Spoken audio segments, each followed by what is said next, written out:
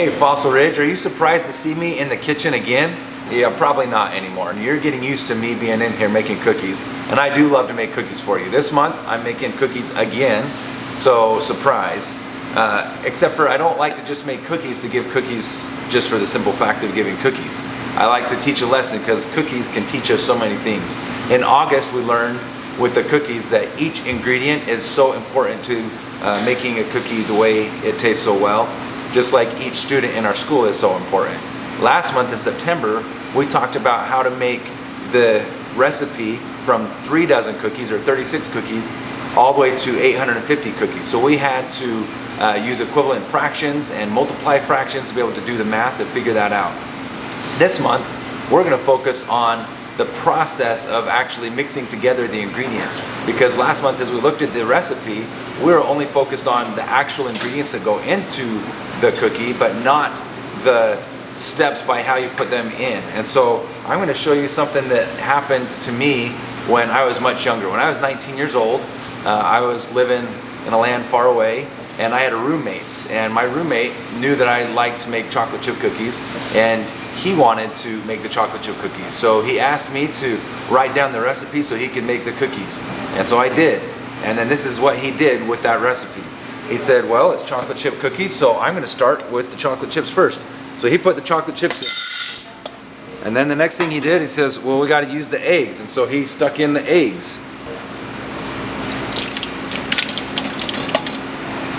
And then the next thing that he did is he added in the sugar.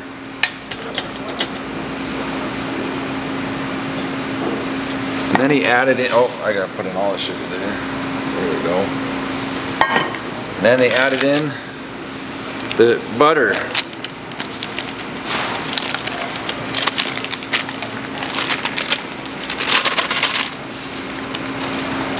Then added in the flour.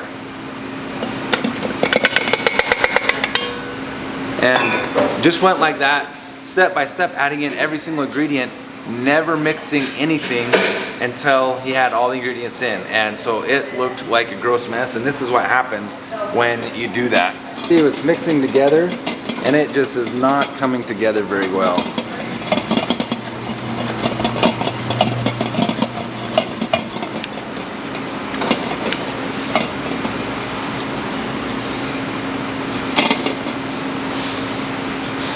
So that does not look like very good cookie dough, and I would not want to eat a cookie out of that. And other parts here, it's like super floury and it's super runny, and it just, that's not a good way to make a cookie. And so as my roommate did this when I was 19, he ended up just throwing the whole thing away, and he goes, why didn't you tell me there's steps to follow? And I said, I did, it's on the recipe. And he's like, well, I didn't read that part. And so we're going to talk to our language arts teachers right now and have them talk to us about sequential ordering and being able to follow process writing. And so let's meet our language arts teachers and see what they have to teach us about that. All right, so now, like I said, we're going to have a conversation with our language arts team. So we've got them right here. We have Mrs. Rogers, Mrs. Utley, and Mrs. Funningsley, Mrs. Fisher, and Mrs. Monroe. So now we're going to let them teach us why it's important to follow directions and when we're making something. So take it away. All right, so like with any text that we read, we're gonna start by previewing our text features and write our purpose. So in this case, our purpose with this recipe is to make cookies. Going with our text features, we've got ourselves our title, chocolate chip cookies, and glancing at this, we know our genre is informational text. Looking further, we're going to take a look at our ingredients, and we've got a cup of shortening, 3/4 cup of brown sugar, regular sugar, 2 eggs, vanilla extract. And anytime you're reading, you want to make sure you read through it first to understand the text, and then we'll go back and read it to analyze it. So we've got 1 teaspoon of salt, 1 teaspoon of baking soda, 2/4 cups of flour, 1 cup of chocolate chips. Now looking at our ingredients, you want to make sure you're reading to understand now. You want to make sure that you know that these are cups and it's not asking for something else as far as measurement goes. You want to be able to tell the difference between a teaspoon and a tablespoon, or it's going to get really messed up for you. Same thing with baking soda. There's another baking product called baking powder. So when you're reading, you want to be sure you've got the right ingredients. So it's really important that you comprehend and understand the process. All right, another really important thing to look at when we're reading is the text structure. So a text structure is how the information is organized and how the author presents it. So for example, an author might write compare and contrast, and that's where they'll look at the similarities and differences of something. Or they might present a problem and give you solutions, problem and solution. A recipe, though, is a sequence, okay? There's a process of steps. So, my clicker, thank you. It's a sequence. And we can know that by some of the signal words here, or transition words like first, next, then, after. I think that's all of them in here. One more, finally. And like Dr. Yost said in his video, it's really important that in a sequence we follow the steps in order so that we can have it turn out how we want. And so text structure helps us to know what the author is wanting us to do and to meet our purpose successfully to make the cookies well. All right, so now that we've talked to our language arts teachers and we understand that it's important to read step by step and follow sequence order, we're going to now follow the recipe for this. The first step says that we need to cream together the shortening, the sugars, the eggs, and the vanilla. These are our wet ingredients, and so we're going to mix all of this together first and let it get really creamy, and then we'll go to the next step. So we'll come over here and we'll start adding our ingredients.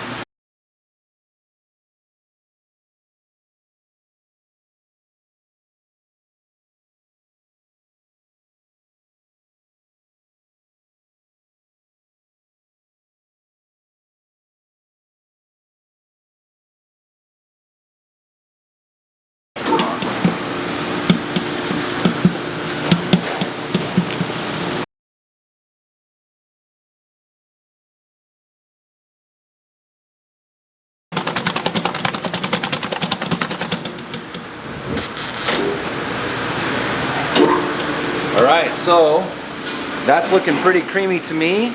That's step one. So the first thing in the instructions, as we read the recipe, it said cream together the shortening, sugars, vanilla, and so we had to do that first, and the eggs. And so now that it's all creamed, it looks like that's super creamy. And now we can move on to the next part of the instructions. And as we read those on the recipe, it says to mix in the dry ingredients. And so now we can add in all the other dry ingredients.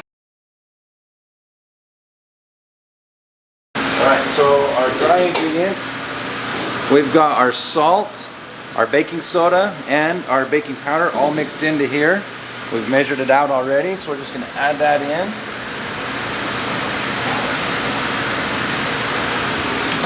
Get it all out.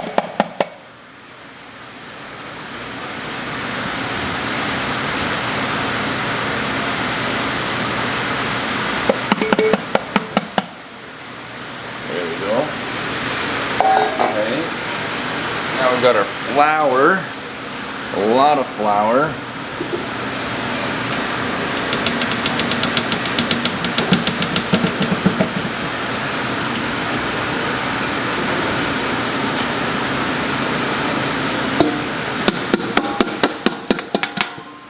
Okay.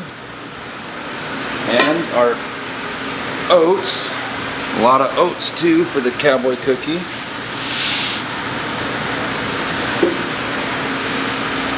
Here we go.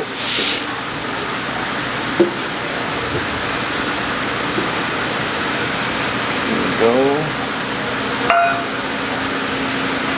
And there is our oats, and the final ingredient is our chocolate chips. We got to add in the chocolate chips, right? So now we'll put in the chocolate chips. So now that we've creamed together all the wet ingredients, now we can mix in all the dry ingredients.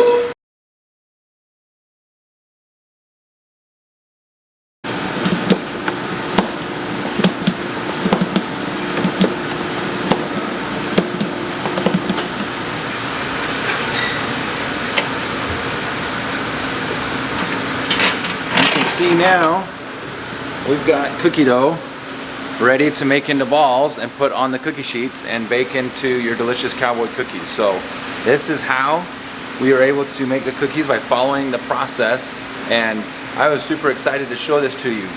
And now you know that it is super critical that not only do you measure out ingredients exactly using the math, but we also use our language arts skills and critical reading to follow the step-by-step instructions so that it turns out the way we want to.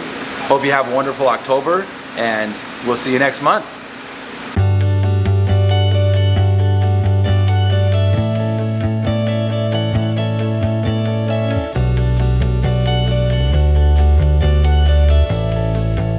How do we multiply fractions and make equal equations to be able to, I gotta start over.